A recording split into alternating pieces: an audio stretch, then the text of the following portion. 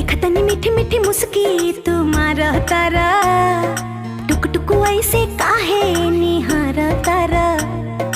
देखतनी मीठी मीठी मुस्की तुम्हारा तारा, टुक टुक ऐसे काहे निहारा तारा।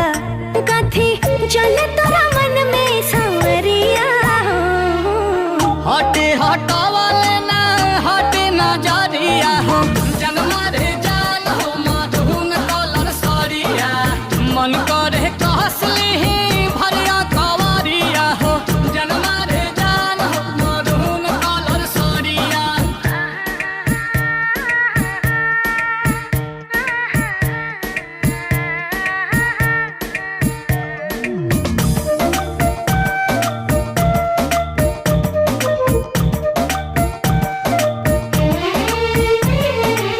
बिजली टूठा हो तारू दिलवा प हमारा हो, अपन डोलाई के कमरिया।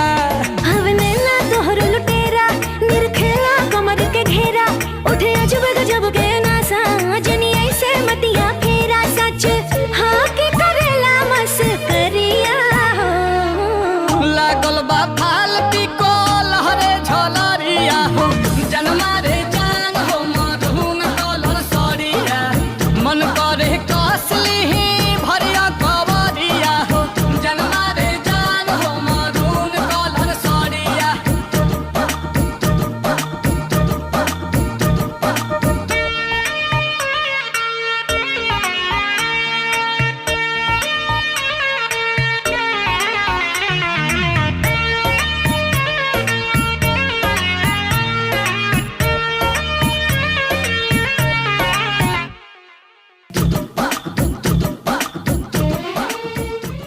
हटे हटा